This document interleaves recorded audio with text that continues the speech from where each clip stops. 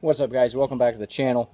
Wanted to throw something together real quick on my double jig rig. Had several of you folks reaching out to me in regards to that. Doing this on the iPad, so no real guarantees on the quality, but wanted to get some information in front of you. Crappie bites on real good right now, so this might be a tool for you guys to use and add a little success. At any rate, the double jig rig that I use is going to be two 32nd ounce jig heads. Hook size is going to be something that I know some of you guys have been concerned with. This is going to be the two 32nd ounce jig heads that I'm going to use for comparison, and as you can see right there, much different size in regards to hook size. This is going to be a Strike King sickle hook, and I'm not sure the brand on this one, but you can definitely see much smaller hook like some of you guys have pointed out. I do definitely prefer this hook as opposed to the smaller one, but I use these a lot too, and you can still catch a lot of fish on these. Only thing you got to do, take your needle nose pliers and bend this hook point up. You just, not a lot, just a little bit, just so that you've got a little bit more exposure in between the plastic and the hook point, and you're going to have just as much success with these as you do the larger hooks. Now, tying the double jig rig, I do this with a loop knot. I don't know if you guys have checked out loop knots or not. You can definitely do several different searches on YouTube and learn how to do this. Quite frankly, that's where I learned how to do it. So, at any rate, I generally run about 18 inches of tag end.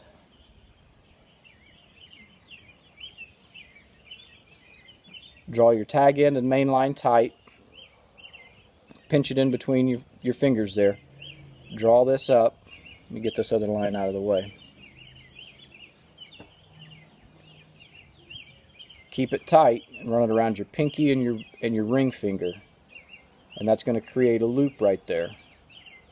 Take your jig head and run it through that loop 3 times. So there's 1, 2,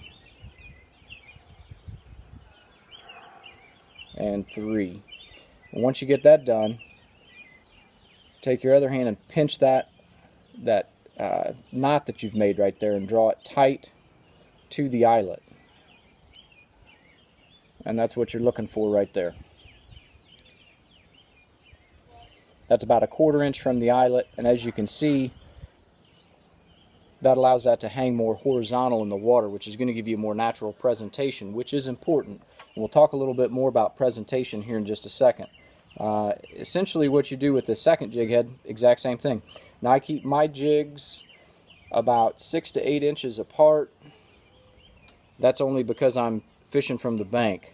I don't need a large amount of distance between plastics that I'm fishing. If you're vertical jigging from a boat in 16, 18 foot of water, then I know a lot of guys do tie these 12 to 16 inches apart to cover different areas in the water column, which is important for that too. One thing I want to say, guys, everything that I'm talking about today, this is my opinion. This is what works for me. If you guys have a different way of doing this, excellent. As long as you guys are being successful, I'm just sharing what I do and hoping that it helps somebody out there that may not know exactly what to do. So, at any rate, that's what you end up with. Double jig rig. 2 32nd ounce jig heads, 2 totally different size hooks. Hook size, again, addressed. So some of you guys that had some concerns on that, hopefully that covers that. Another thing that was addressed is size of the float that I use. I use a 1-inch egg float. I get these from brush pile jigs. I'm sure you can probably find them in any of your local bait shops. But again, the 1-inch, I don't go any bigger than that. And if you're doing the 2 32nd ounce jig heads, this float works great. Presentation. Why do I use a small float? Why do I use 32nd ounce jig heads? Presentation. Why do I use loop knots? Presentation. You want your baits to look as natural as possible in the water.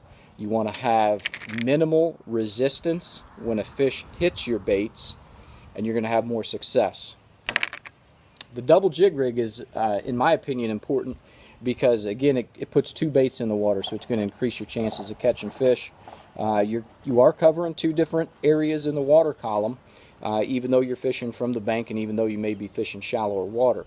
The 32nd ounce jig heads, Those are important because they have a smaller faller. How about a slower fall rate?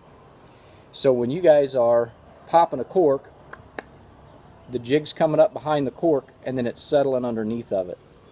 It's slower with a 32nd ounce as opposed to like a 16th ounce. That's why I use 30 seconds. It's going to give it a slower, natural presentation as opposed to just zipping right underneath the float. You know what I mean? But that's a little bit about my double jig rig, how I tie it, why I use it. For those of you guys who have been paying attention to the channel, you can see I'm successful using it, and you can see me using it in almost every video. But at any rate, spring crappie bites on. Hopefully that gives you guys some success, a little bit more knowledge on what I'm doing, and it may put a few more fish in your bucket. So appreciate you guys watching. Remember, folks, you can't catch them sitting on the couch.